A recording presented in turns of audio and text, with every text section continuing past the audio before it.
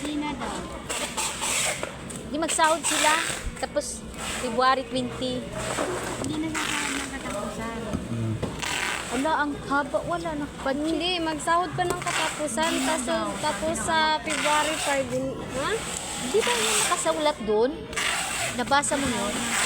Tapos asip ang sahod ng February. Uy, hindi. Yun yung nakasulat. Kasampalan ko talaga naglalagay nito dito ng ano eh. Nilalaglag na lang ba? Uy, hindi pwede yun. Marami akong babayaran. Diba doon nakasulat doon sa... Sabi nga ko, ano daw, kasi magbibigay ulit siya ng sisi sa bayan ng pala namin. Sa ano na lang yung sinasabi. Walang sahod ng katapusan sa kasi. Kasahod niya yung 50 sa katapusan sa kayo.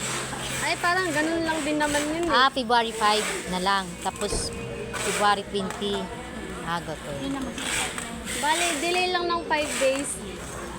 Dinagdagan. pero sa susunod na sahod niya mapapasok. Dumagdag tuloy kasi tagalin. Sahod. Susunod na sahod.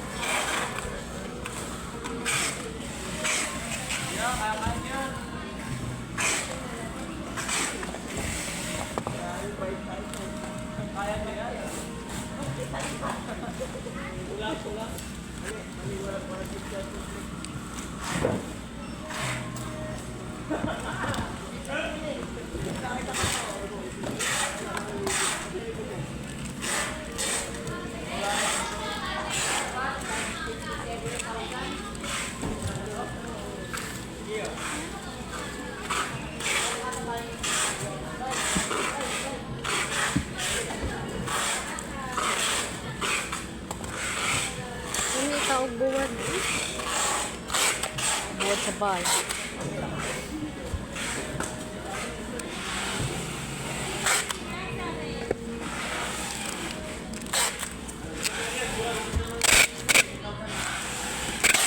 Wala na trabaho sa Tarago, day. Wala kayo nang apply mo dyan. Nag-apply pa ibang bansa. Sunod siyang ate. Kuha na dyan paswal. So, kana yung pag-apply diri karon Kuanran. partner para murag part-time kasi dyan. Habang nagbuwat.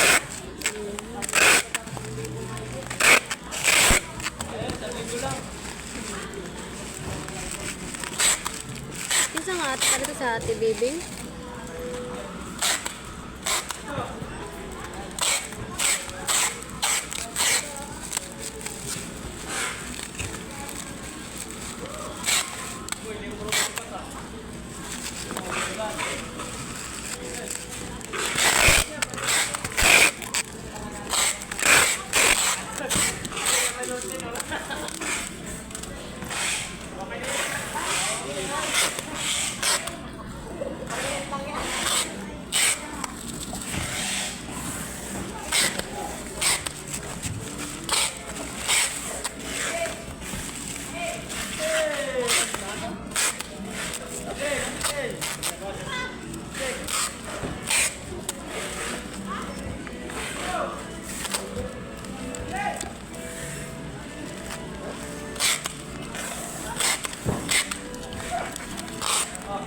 Shirley.